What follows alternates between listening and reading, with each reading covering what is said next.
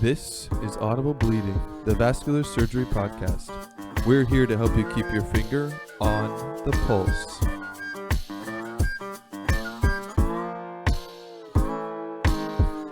Welcome back to Audible Bleeding. We're very excited today to continue our collaboration with the Young Surgeons Committee of the SVS. And today we're going to be talking about what to look for in your first job and how to establish your own niche once you get there. We're very excited to have Dr. Christopher Smolock with us, along with Dr. Linda Lee. Dr. Smolock is an assistant professor of vascular surgery at the Cleveland Clinic. He earned his medical degree from Jefferson Medical College in Philadelphia, followed by a general surgery residency at the University of Rochester in Rochester, New York, with a research fellowship at the University of Pennsylvania in Philadelphia. He then did his vascular surgery fellowship at the Houston Methodist Hospital in Houston, Texas, and was appointed to the Cleveland Clinic in 2012. Dr. Smolock is also the Quality Improvement Officer for the Department of Vascular Surgery. Welcome, Dr. Smolock. Thank you. And we're also excited to have Dr. Linda Lee, who's an assistant professor of cardiovascular surgery at Houston Methodist. In addition to Weill Cornell Medical College, she graduated from LSU School of Medicine in New Orleans and then completed her general surgery residency at the University of Texas in Houston, followed by a vascular surgery fellowship at the Ochsner Clinic in Jefferson, Louisiana, and has been at Houston Methodist since 2015. Welcome, Dr. Lee. Hi, thanks for having me. So if you don't mind, just to allow our listeners to get to know you a little bit before we get going, what inspired you to go into vascular surgery? We can start with Dr. Lee. I think for me, it was mainly due to mentorship in med school. I sort of just fell into the vascular surgery rotation, didn't even really know what vascular surgeons did. This was back at LSU, and my mentors were just amazing. They were nice people. They were great in the operating room. They were fun to be around, and so I just really wanted to be just like them. Who were some of your mentors at LSU? Just so you know, we've had a couple of guests from there before. So Mal Shahan, Claudia Shahan, Bob Batson, those were my main three in med school. And Dr. Smolock, what about yourself? I came to vascular surgery very late in my surgical residency. It wasn't something that I gravitated toward early. I was thinking about surgical oncology. But then as I went on, the tradition at the University of Rochester was so strong, starting with Dr. Deweese, who was retired at the time, but still there helping to run conferences. And then Dr. Illig, Dr. Davies. And so it just sort of, had a bunch of friends that went into it and taught me so much about it. And then it really became a passion for me by the time, I was applying for fellowships. And what were some of the most important factors you each considered when you started to look for your first jobs? Well, I think when looking at your first job in all your training, whether you did integrated vascular, general surgery, and then a fellowship, the whole time you're a trainee, your goal is to make other people happy, right? and so that's what made you happy. But now I feel like when you're looking for your first job, this is the first time that you need to really know what would make you happy. And so I don't know if anybody was at the Southern meeting, but the presidential address was about being self-aware and knowing what you want and knowing what you don't want. So I think, number one, that's really vital to getting your first job or choosing your first job. And then, of course, like as everybody talks about, the location, if you want to be in a big city versus a community, a big academic center, practice type, if you really enjoy academic research versus just wanting to operate in a community setting. And I think lastly, but most importantly, the partners in that practice. Do you feel that you could work with them on an everyday basis because you will be spending most of your time with those people? For me, similar, but I was looking for an academic job, and that sort of limits you to what's available in that particular year. I was willing to move anywhere in the country, but kind of at least wanted to be in a medium-sized city. But I think the most important thing is you really have to go to a place where you're going to continue to learn and continue to have mentorship. It's a cliche that, it is lifelong learning. So you almost can't think of the end of your fellowship as the end of your learning. And the learning curve is much more steep when you actually get out of training. And I think that's especially true now in 2020. So you really have to go to a place where you get a sense that your senior partners are going to be there for you to sort of walk you through the process, be available for phone calls, for questions, and trying to walk that balance between leaning on them and becoming independent. So I've got a question for both of you, because you both raised the point that you want to try and do some due diligence about your program. And Linda, you said you want to find out if you can work with these people. And Chris, you want to said if you want to get mentorship.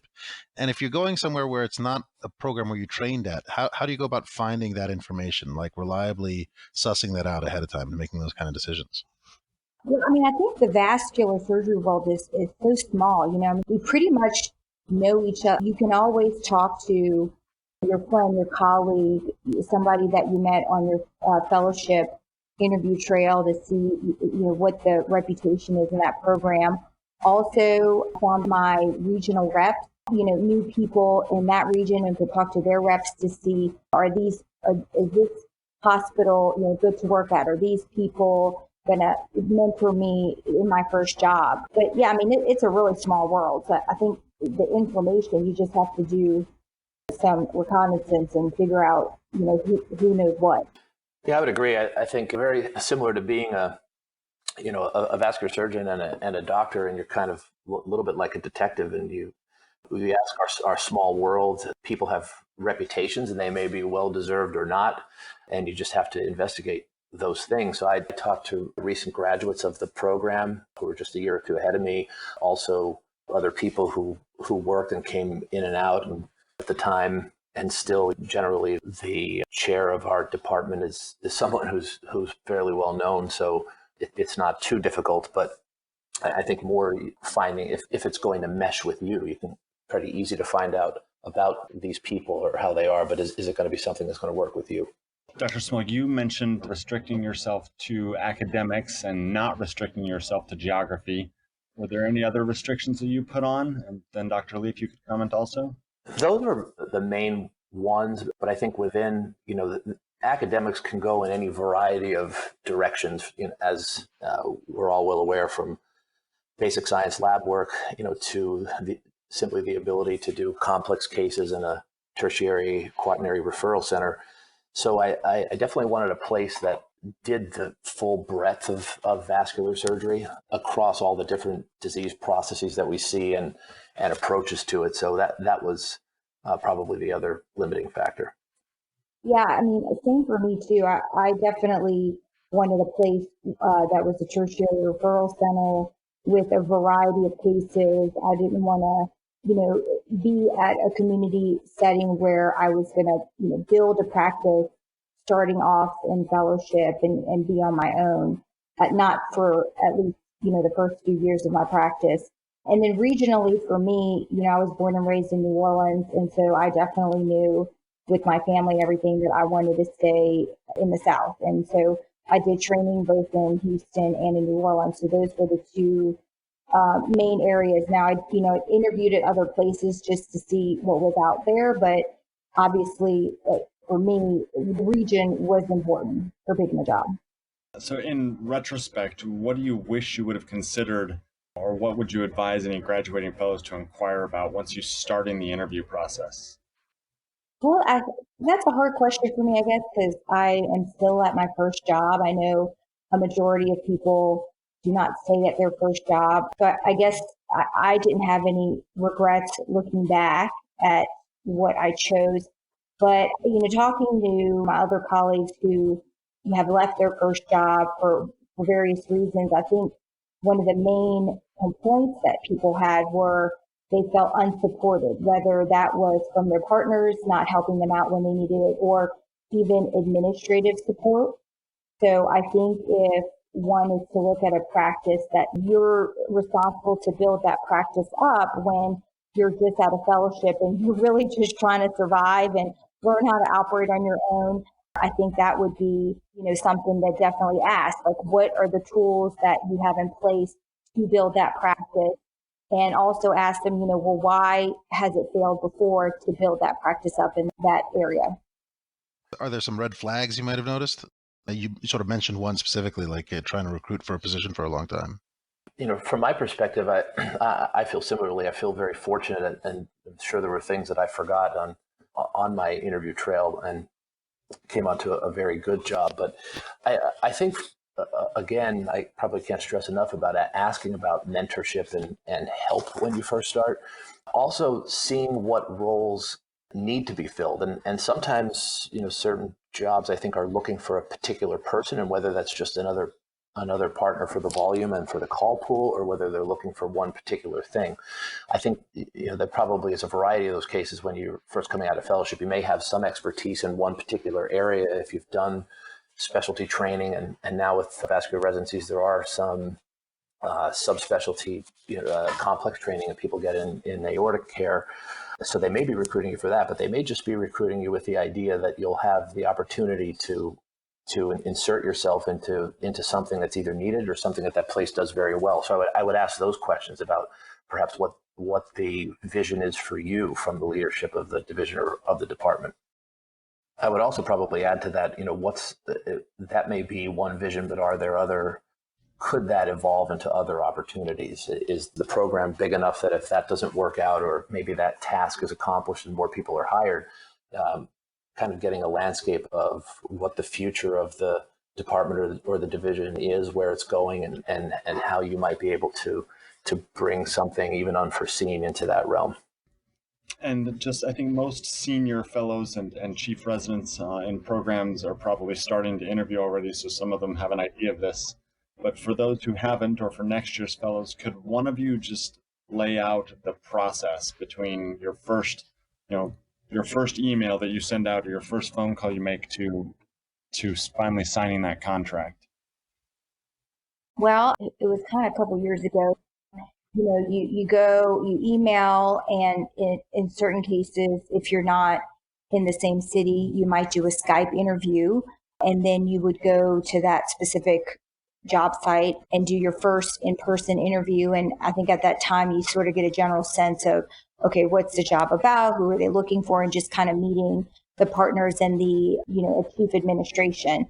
And then I think if you are interested and they're interested, then you may go back for a second look. And then once there's a letter of intent, then you would start contract negotiations. I don't have much experience in terms of private practice, how that would go. I would say that most academic centers and big hospital organizations, the contract is pretty generic. There's not much to change in the sense of negotiations per se. And then you ask your questions, and that may take a few weeks to months. Obviously, credentialing always takes a little bit of time. And so the whole process, I would say, could take anywhere from, 6 months to even a year. Yeah, that's sort of the way it went for me too. And the only other thing I would add would be, don't be afraid to ask for something, even if it may seem unreasonable to you. And when you're coming out for your first job, the whole process is new, so it's hard to understand norms and what's usual. But I would say more often than not, don't be afraid to ask for something that might be very important to you, because that's the time to do it, and maybe the best time to get it. Yeah, it's much harder to get something once you're already there than when they're actually trying to recruit you. At our hospital, we probably have, if all big hospitals have minimal flexibility and a very standard contract, ours is probably on the most extreme of that. It's pretty much a sheet of paper once you get reviewed by the Board of Governors, offering you a position and a salary, and that's in the department, and that's it. And a lot of that depends on going back to the type of people that you work for and that you can trust, and thankfully that's been the case here, because there's not much more than that laid out in terms of what your duties are going to be.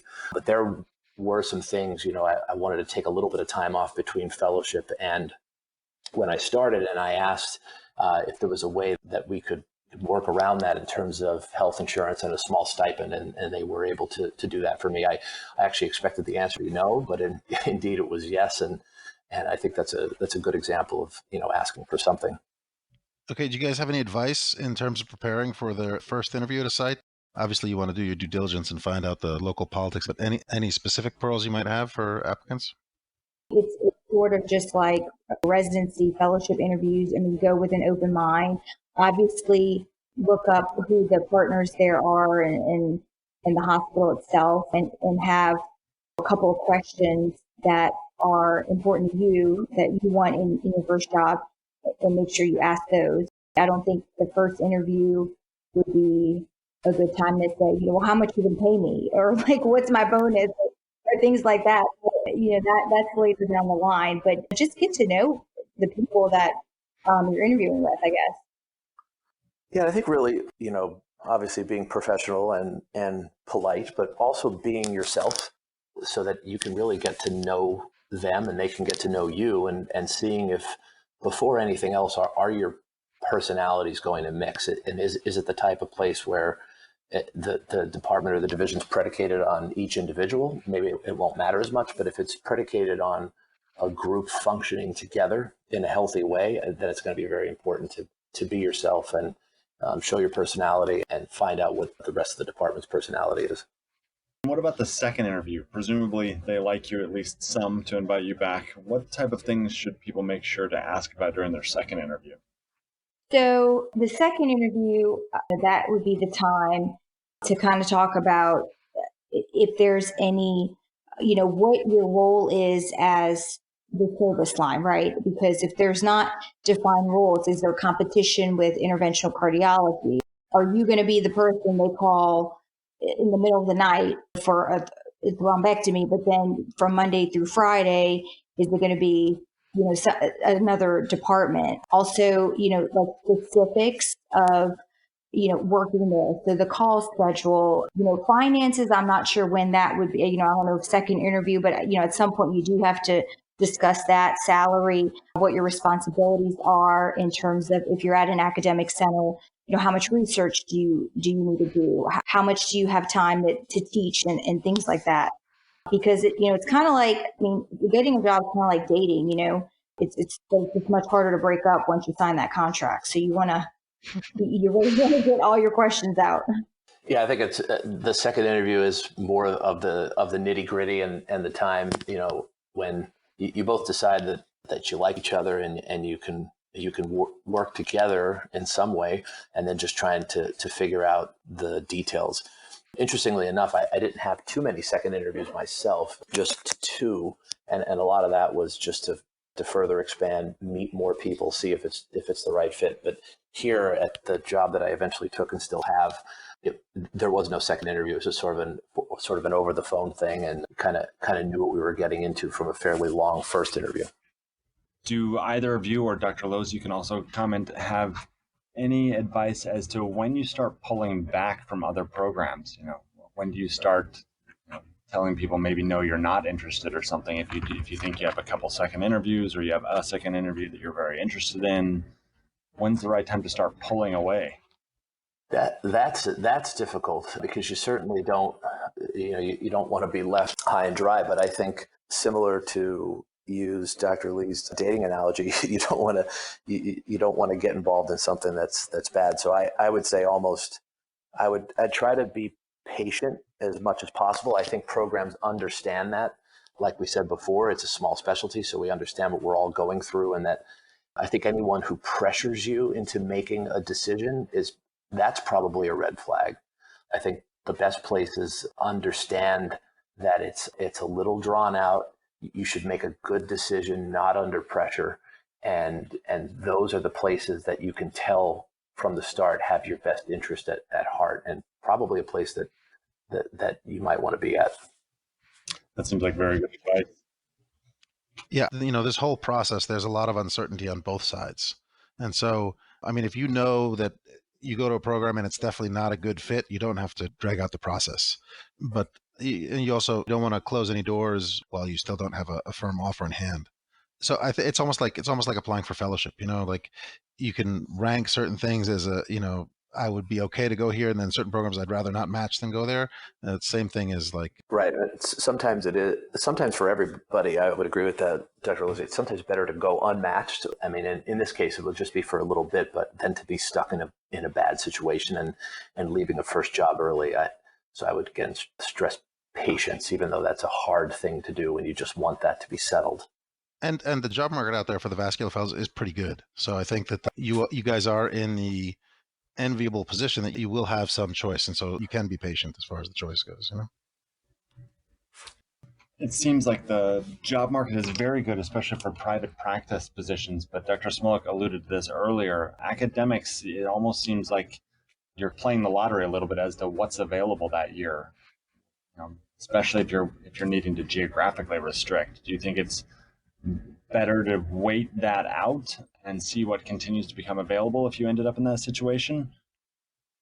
Or would you take a job that was outside of your geographic region, or even a private practice job? Yeah, I think if you're looking for that academic job, they kind of come. I think they're. I mean, Dr. Elosi, maybe you can correct me on this. I feel like it used to be a little more. Everyone was a little more on the same timetable. I feel like it's almost a little bit more of a rolling schedule now, and things may open up later in the spring.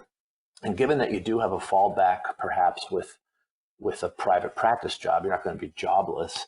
That you can kind of wait for some additional jobs to open up, and they're not all published either. So I would encourage people to contact a place or to have your mentors and faculty at your own program who understand the landscape and have offline discussions with other programs to understand what jobs may be opening up. So it kind of goes back to that detective work again. Yeah, I think if you're looking at academic jobs and you've got some geographic restrictions, having people reach out for you to the different heads and just see what's going on there. And some people may even be toying with the idea of expanding their practice, and so when they hear that they've got a good candidate, then they may make the effort to create a spot for them. That's very, very true. It almost sometimes for those programs it works better with word of mouth than with advertising and getting a whole bunch of applications that they may not be looking for. Yeah, I mean, going to these regional meetings and national meetings is a really good opportunity to kind of introduce yourself to people and get do that detective work on who's looking for jobs, and could I meet with this person while I'm at VEITH or SVS or whatnot. So I know a lot of my previous residents and fellows have gone to these meetings and have set up quick coffee interviews with different other institutions while they're looking for jobs. Yeah, VEITH is probably perfectly timed, and you have people from all over the world. So if you're looking for academic jobs, that meeting in November is a great meeting for people to connect because it starts the process. And what about other relationships with your new jobs? How important do you feel it is to investigate the relationships that are interinstitutional with general surgery, with interventional radiology, interventional cardiology, neurosurgery, etc.? Well, I think it's extremely important. I mean, you could make or break your first job, right? Because if you don't have a well-defined role as what does vascular surgery do at this institution? There's lots of heavy competition. You'll spend a lot of your time at work just hustling for patients or trying not to get into, war turfs. I think knowing that ahead of time knowing what territory you cover is really important in just happiness in your first job. Yeah, and some of those it's hard to know when you come out. I mean, I had an idea of things that I wanted to do, and some of them are still there and some of them are not within vascular surgery. So, but if you do kind of have an idea, that can really impact a lot of what you do. So if you go to a place that's very heavy in interventional cardiology, doing peripheral procedures, and that's one of your passions, it's not to say that it's a non-starter, but you have to get a sense: are they willing to work with you and share the responsibility and not have a one-sided relationship, either one way or the other? Same for interventional radiology. So let me ask you guys both about your experience when you first started out. Did you guys have a presumed niche when you came in, or did you have to figure out one? And were your thoughts on where you were going to go, did that match up to where you ended up after a couple of years in practice? I didn't have a niche in terms of a particular part of vascular surgery, but one of the objectives at the time was actually to work at the main campus at Cleveland Clinic, and also to spend a little bit of time in the region. So as in Northeast Ohio, the clinic is has bought other hospitals, and for a while they might have functioned as, outside of the name being on the building, a little more independent. I think one of the things that the clinic's been trying to do over these years is actually extend the groups of partners out into the region and sort of create regional hubs that then bring the even more complex stuff to the main campus, and also move off of the main campus some of the smaller procedures. So that was part of my charge or niche when I started, was to be one of the first people to sort of do both of those jobs and integrate. And I was too immature probably at the time to realize that that has sort of continued for me and has grown into now, with the leadership of, Dan Clare, when I was the chairman, was first there, and now Sean Lydon, is we have this group of 20 partners across all of Northeast Ohio that sort of do participate in appropriateness of care and quality and M&M, all in a very similar way. So that has been spread out among the entire department. So that sort of led into kind of what I do now with quality work for the department. So you're saying that there was something that maybe you didn't envision, which ended up being a big part of your practice? Right, correct. And it's also not it's a little separate from, oftentimes we talk about a part of our practice. Well, do I do primarily aortas or carotids or dialysis or legs? But it's something beyond that. The administrative piece, yeah. Right. How about you, Linda? Yeah, I mean, I think the reality, is I would say most vascular surgeons nationally, do not, they don't really have a niche, right? I mean, that's why you talk to, when you interview residents, they love vascular because there's such a variety of things, of operations, interventions to do. I mean, one day you could be doing a ruptured AAA to then the next day doing a bunch of vein ablations. I mean, it's a completely different patient, population. That's what kind of keeps things interesting and makes our job, I think, exciting on a day-to-day basis. I think that you would have to be delusional if you just got out of fellowship and all you're going to do is spend work, because it's not going to happen. I mean, you start from the bottom. I mean, obviously in the academic world, we know, like, okay, this is the person for TOS. This is the person for fenestrated. This is the but I mean, I think for those individuals, it's probably taking them, their, if not half their career, a big portion of it to get to that, specific national, achievement level. So I think, in terms of your first job, the most important things are, again, finding somewhere where you're going to be happy, and two, just being a competent person. And did either of you have any particular ideas as to what you would be practicing when you started your practice, and how does that compare to what you actually do now on the surgery side of things, not counting academics or administrative? On the surgery side, for me, I went into it and that was some very good advice that I had gotten from Dr. Lumsden and as well as Dr. Davies, who were both at Methodist at the time when I finished, but basically saying, try to be good at everything, at least know how to do everything in the beginning, and then kind of decide. And well, everybody wants to do, aortic work, and you're not going to, like Linda said, maybe necessarily get to do those electively when you start, but kind of be good at everything and be able to do everything. And then that worked out pretty well. And then I think you see, if you can do that and you come from a program that sets you up to do that, or understand the weaknesses that you have coming from your program and seek help in those areas when you start, then you can fill in those gaps and then kind of tailor it. So now I think I have my practices tailored a little bit more toward, complex, both endo and open, carotid, hybrid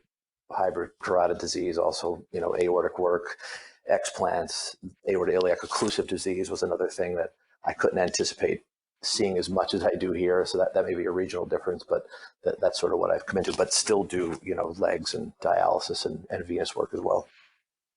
Okay, so we've got a couple of questions we'd like to ask most of our listeners that we find very useful. Do you guys have any tips or tricks to the listeners about things that that have gotten you out of trouble in the OR, either a technique or just an approach when you've had challenges and that you've realized over time have been very helpful?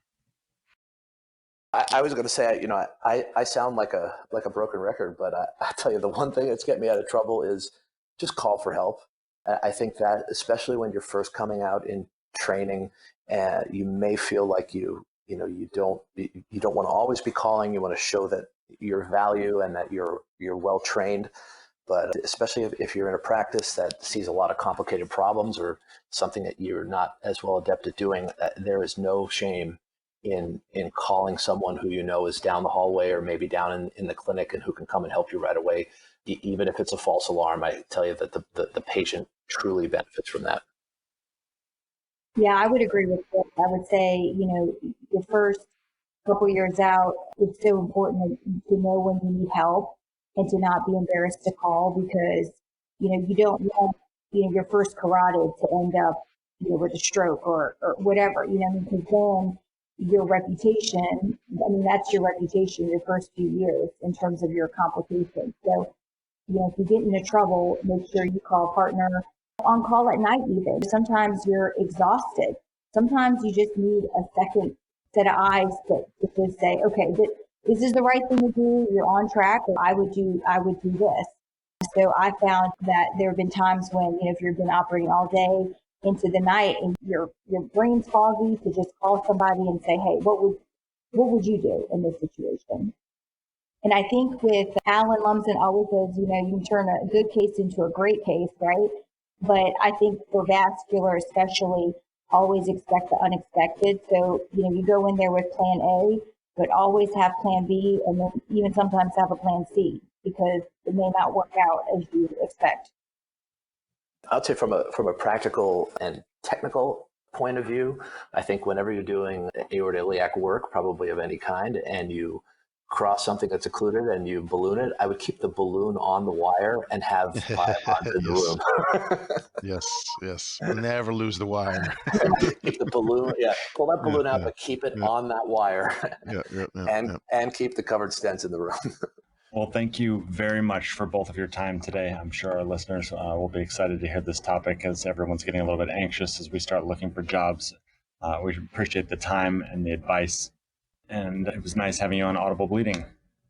Thanks. Thanks very much, guys. Thank you, guys.